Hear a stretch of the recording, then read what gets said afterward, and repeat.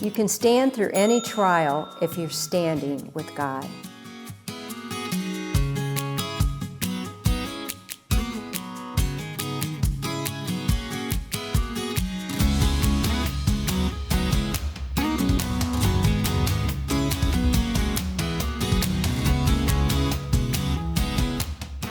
Previous presidential candidate, host of the TV show Huckabee, Mike Huckabee is also a Fox News contributor, a New York Times bestselling author of 12 books, and a frequent speaker for corporate, civic, and nonprofit groups all over the world.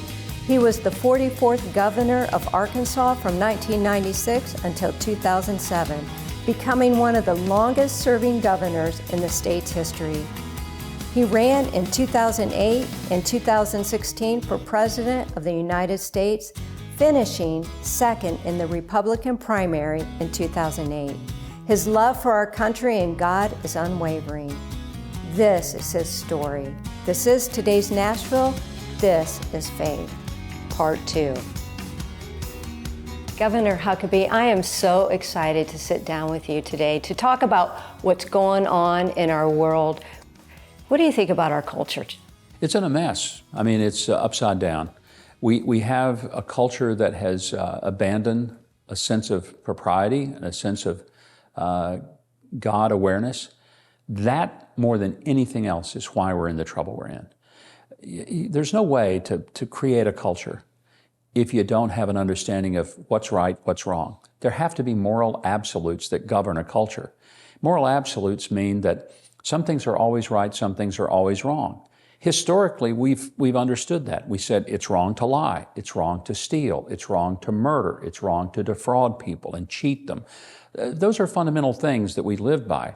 Those things came out of the Judeo-Christian understanding that go all the way back to God's given the law to Moses, that law then becoming the New Testament basis of do unto others as you'd have others do unto you. Jesus said that's really the summation of all the law, that one thing.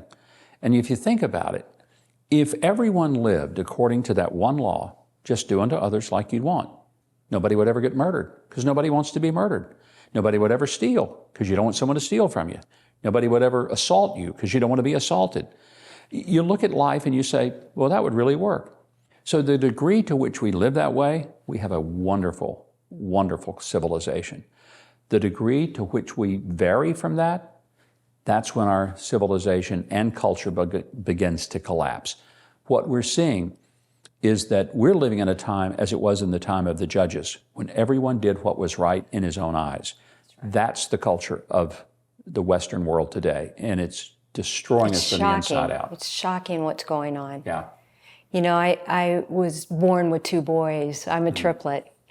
And I think about, you know, everybody always asks me, are you identical? And it's like, come on. Yeah, really. Come on, really. A boy, girl, boy. But then I stop and think about today. Well, I could say technically I could identify.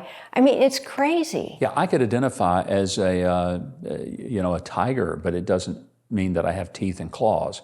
This is nonsense, and it's sad that we're kind of pretending that this is okay, that it's normal, that we need to accommodate it. No, we need to confront it. And I don't mean that we have to be mean or unkind, but if somebody who is 8, 9 years old, who is a biological boy, says, I think I'm a girl, you don't cater to that. You help that person come to understand what you're thinking is a fantasy. It's not real, and you're going to have to accept that God made you to be a boy. And there may be some things that are feminine that you like, but most of the time, puberty will fix many of those anxieties.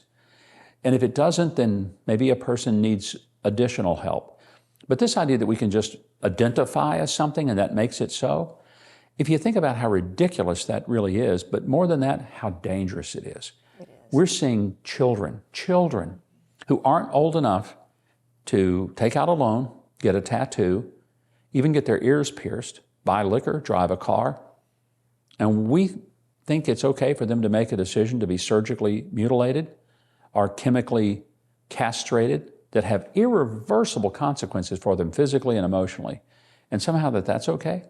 I don't blame children. I blame adults who are pretending that this is normal and okay.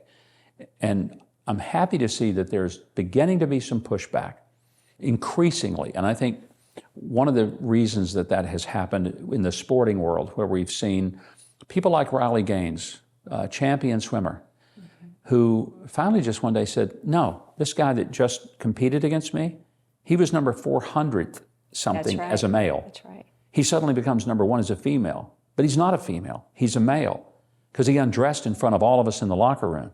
So we know the difference. He ain't one of us. And, you know, it's sort of like the emperor has no clothes, and when he takes his clothes off, everybody finds out what the emperor's really about. It's just time that we start standing up and pushing back. And Christians sometimes, and look, I understand this, we are by nature as believers sort of the mind that we don't want to be confrontational, we don't want to be accusatory, we want to be gracious and kind, and we should be. But we should stand up boldly and unapologetically for biblical truth. And biblical truth is there are male and female. Those are the words of Jesus. When people say, well, Jesus never said anything about it. Actually, he did.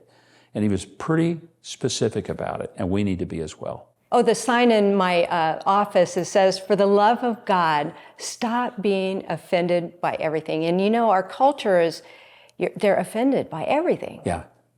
People get triggered. That's the word that we hear a lot. Jesus offended people every single day. That's why he ultimately got crucified, because he offended them. He didn't do what they wanted him to do. We need to decide, are we going to try to shape culture, or do we want culture to shape us? Jesus didn't mind saying, what you're doing, it's wrong.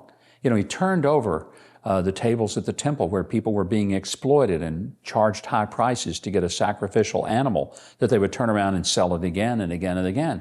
You know, everybody talks about how sweet and nice Jesus was. I remember the Jesus of the New Testament who called the Pharisees whitewashed tombs, said they were vipers and snakes.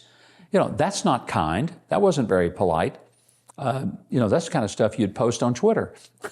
But he said that about people because those people were evil and they were abusing the name of God and abusing the people of God.